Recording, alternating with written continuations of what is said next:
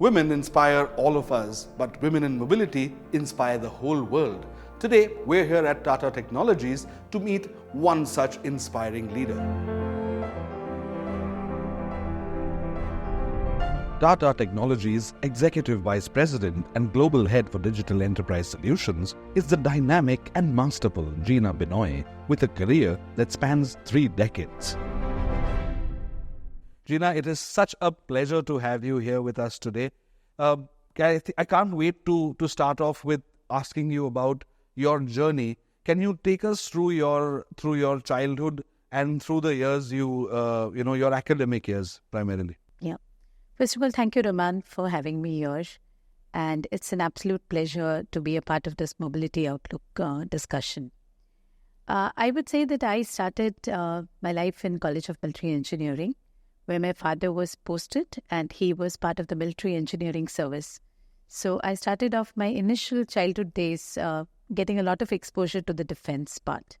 And that has also helped me, I'll tell you how, as we go along.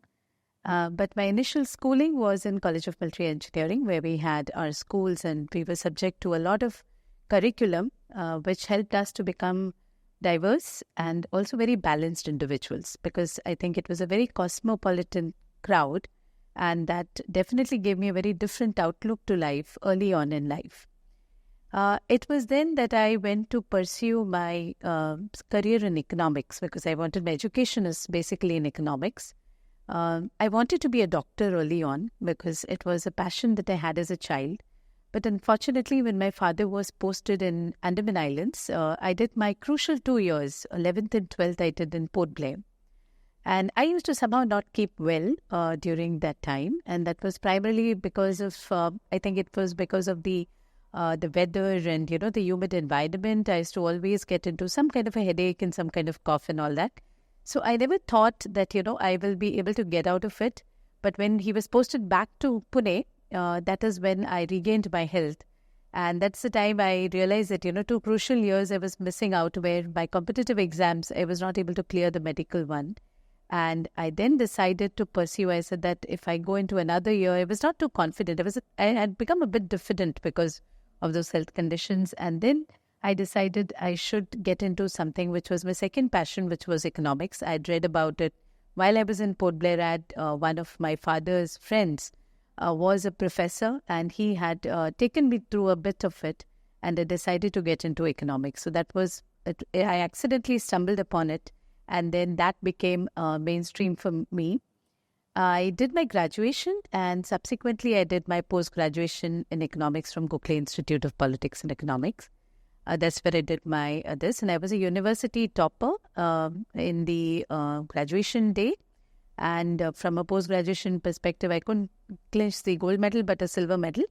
And the interesting part was that was the time Telco those days, way back in 94, they were recruiting people from various disciplines. So they used to take postgraduates from various disciplines, and they would train them into various functions. So it's a very interesting thing, which one of the pioneers for HR, he thought that why only have engineers?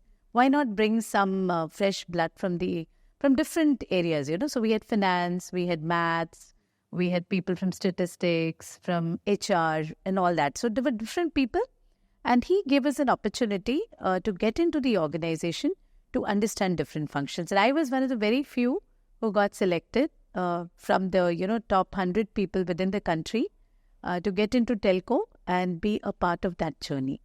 That kind of changed my life, I would say, because I had, at that point of time, I had a research fellowship offer. I had a scholarship because I had written the NET exam, the National Eligibility Test, and I cleared it.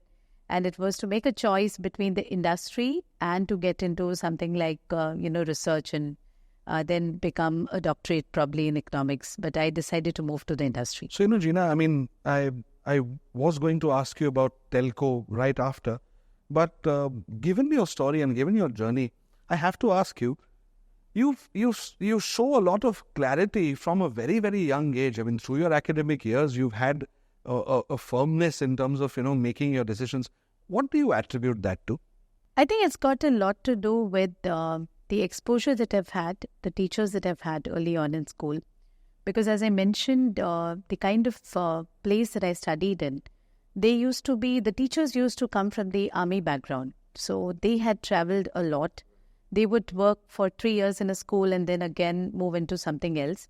So there was one thing that they taught us over and beyond anything was the flexibility and the adaptability that you need to have in any situation. And that is something which I would say helped me early on in my life, because the clarity of thought, right? I would also juggle initially with 3 or 4 options, but the clarity of thought, because the way we were taught, and I think that comes a little bit from the armed forces, the way they do strategy, the way they do decision making, I think there's a little bit of it which gets cascaded to the way the organization, the institution you study in, and the way you manage things. So I think that helped me to get that clarity early on. And also now coming to Telco, probably one of the biggest names you could get into. I think was it 1994? I got in 1994. You're right. What were your first thoughts getting into Telco? I mean, as big as a industrial name as it gets, and what were your first impressions of Telco? It was an ocean, and it was a male-dominated world, to be very true, because I think we were very few women at that point of time. Obviously, there were a lot of engineers. The story of the Infosys person, the first lady who was the first engineer at Telco. But if you really look at the way we started our career, and as I mentioned, we also were non-engineers and went into an engineering domain, and then to get the kind of respect and create a place for yourself was a difficult thing.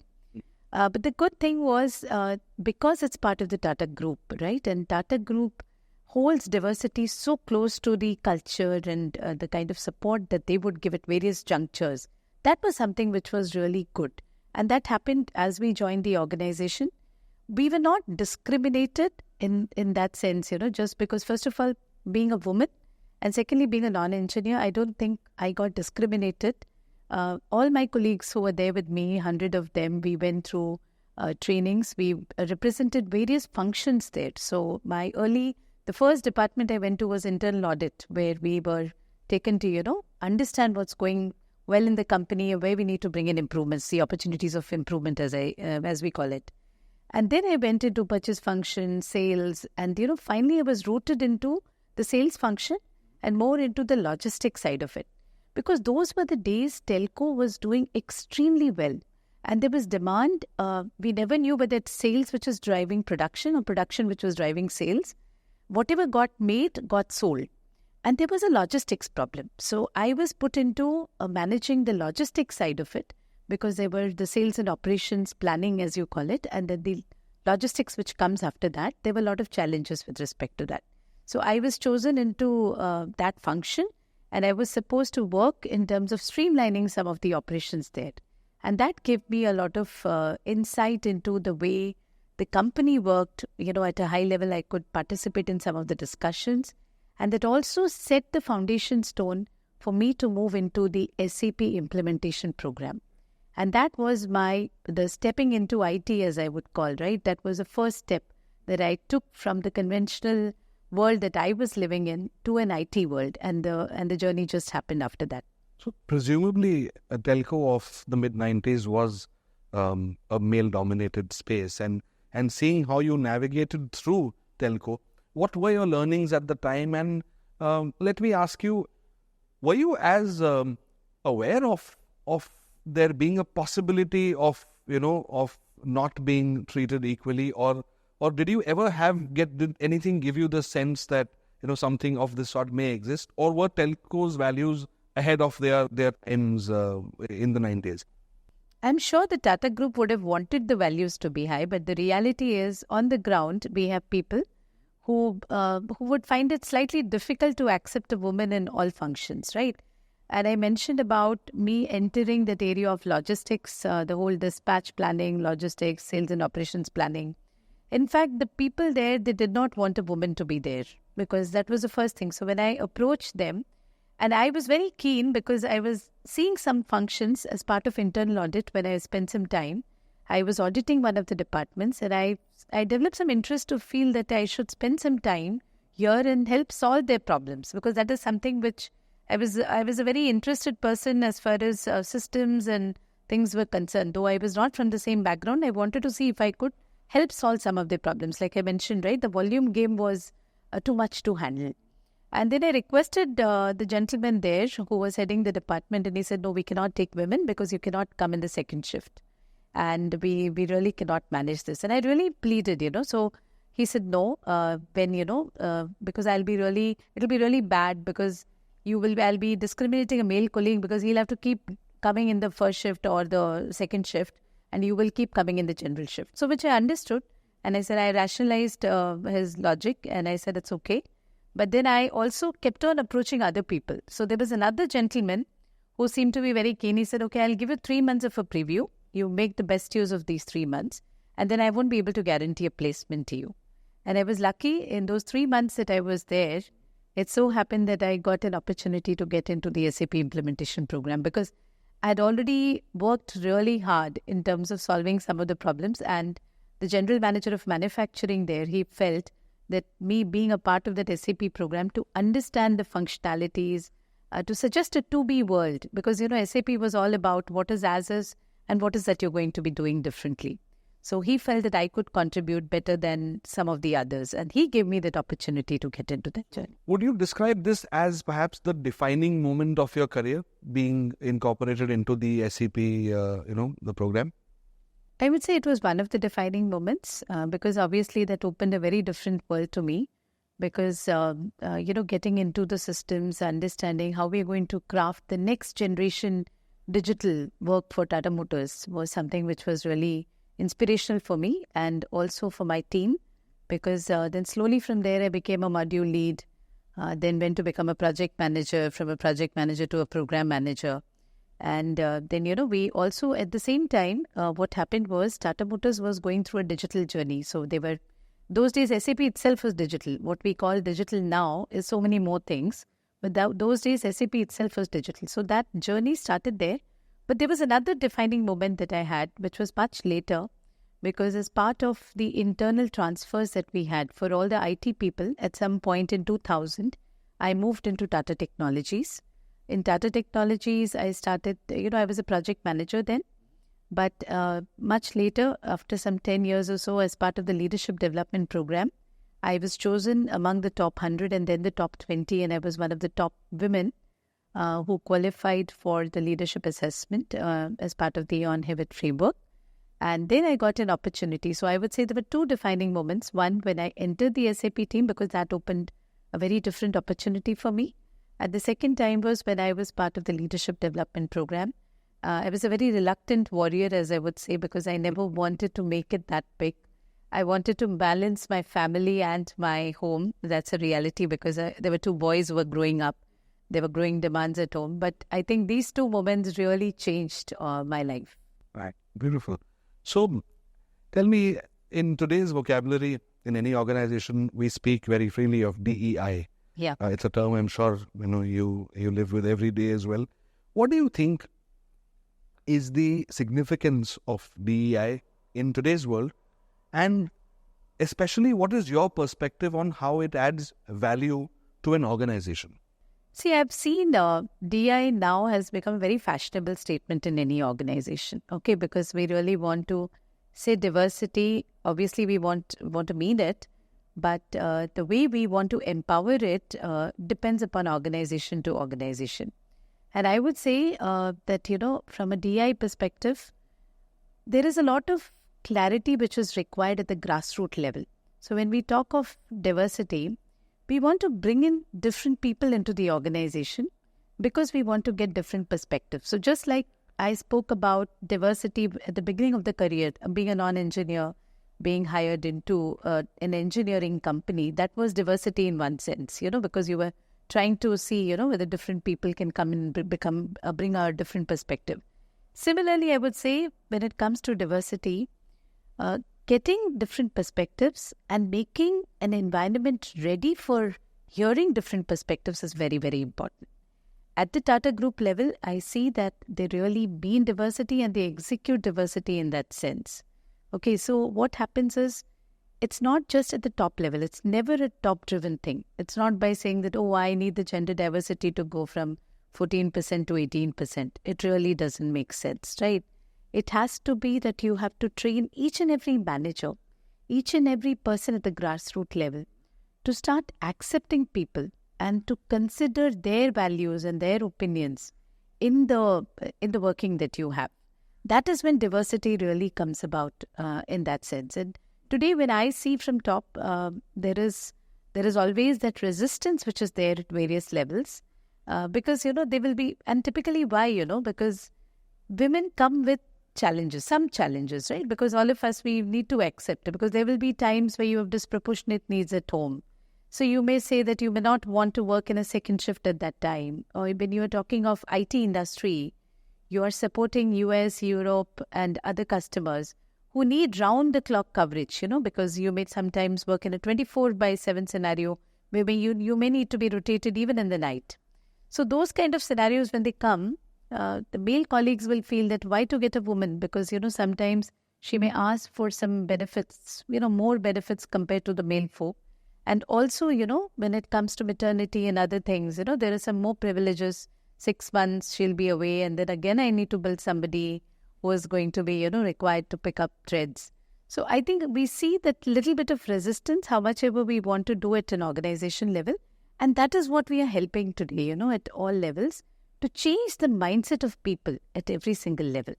Then you will have diversity in that true sense. At Tata Technologies, we have been very successful in that. We have been picking up, women who have really contributed exceptionally well.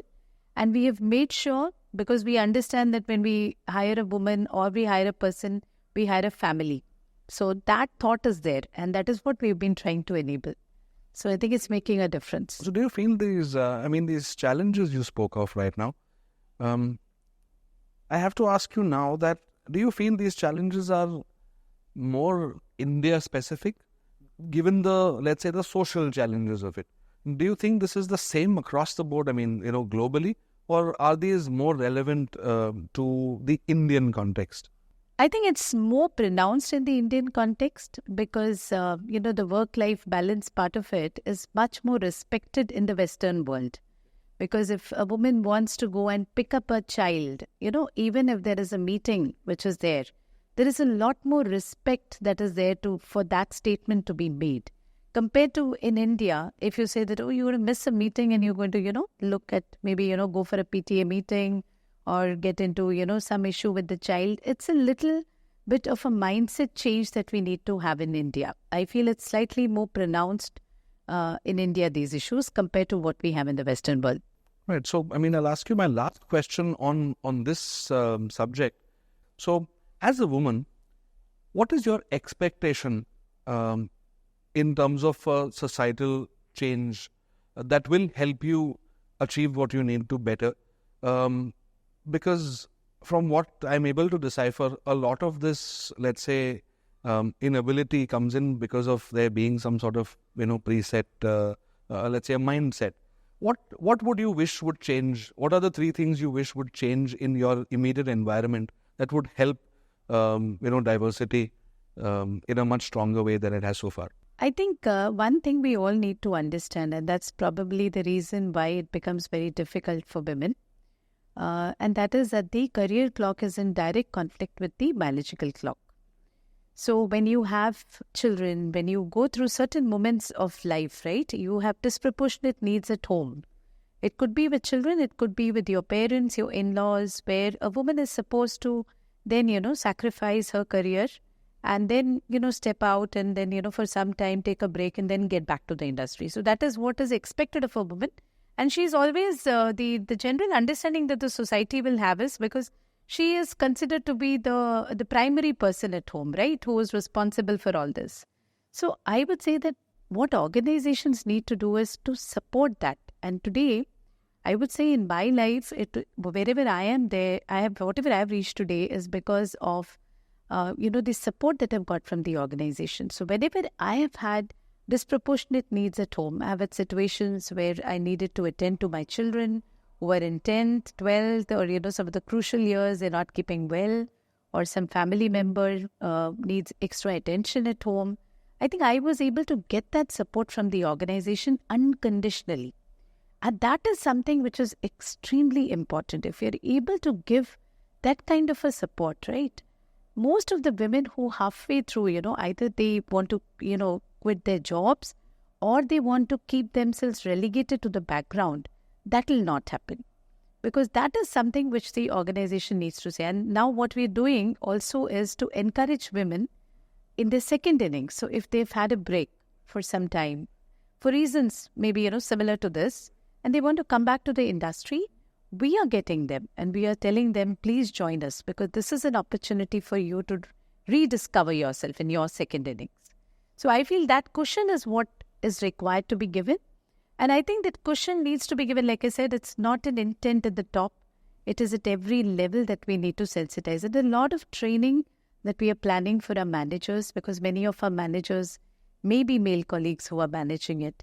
And they may want to, some may be supportive and some need to be taken through that, there is a different perspective women bring in, in terms of the workplace. And that's why that needs to be upheld. That's very absolutely commendable. I must ask you, what is your take on yet another fashionable term, which is sustainability? Yeah. As far as sustainability is concerned, Tata Technologies, I would say I would want to pick up something from what we are doing in the organization and how we are creating a sustainable future. So if you see from our perspective, our tagline is engineering a better world. And if you really see what we are creating is we are driving the wave of electrification, not just in the country, but across the globe. And associated with it, we are taking people along, to make sure that we really stay true to our tagline of engineering a better world. So there is a lot of work that we are doing in that area. We're training people, we are building solutions from a sustainability perspective, and we are also making sure that our people are having that kind of a sustainable career, given that, this is going to be a focus in terms of reducing the carbon footprint, and what we can do from a global, contribution. We are making sure that even our employees go through it, and they will be in a position to what we call the volunteering week. Every week we have something which is called the Tata Volunteering Week. So we call that the TVW. We go ahead and contribute in terms of planting trees, in terms of making sure that we give a different life to a lot of people. We contribute in terms of the Ready Engineer program. We want to make sure that the education, the skilling of the workforce, even that is carried out very differently. So all these are small things that we're doing from a sustainability perspective. That's fantastic. Geena, you've been an absolute inspiration to listen to all of this while, and therefore I have to ask you, what is the one book you would recommend to somebody at the very beginning of their career today? And since we're talking about women, there is no other book other than Indra Nooyi's book, which I consider to be a personal inspiration. I've read it, and many times I go through certain references within that, because it's not just for women, but also for leaders in general. And that is My Life in Full, Work, Family, and Our Future. So that's a book which I would recommend highly. And there are certain sections which are really worth pondering. First, as a woman, the challenges that she went through, that's called out very well. And I think the struggle in terms of what you mentioned about diversity, I'm sure, she was a CEO of PepsiCo. So the way she walked up the waves, so not only a woman, but also a person with color, the way she made it within the North American corporate world, and the way she was able to challenge both society and, taking her family along. So she had 2 kids and she really brought them up well. So I think that's been an inspiration for me, and I would recommend any woman or any leader who is wanting to take inspiration and take some cues should definitely read this book. And what I like about the book is not just the woman orientation, but also the part that it's performance with a purpose. I think that's a very tall statement that you have, right? And I think as individuals, that should be the motto of our existence. We're not just performing, but it's with a purpose. And giving back. And what more can I say about this? Because I'm from the Tata Group. At the Tata Group, really, it's about giving back to society and giving back to everybody who is underprivileged. So I think that's a statement which has very well resonated with me. It was an absolute pleasure being here with you today. Thank you so much for being on our channel and for being part of this interview. We are all, and I'm sure our viewers are also extremely inspired listening to you. and I look forward to meeting you again. Thank you very much, Geena. Thank you, Raman. Okay. Thank you.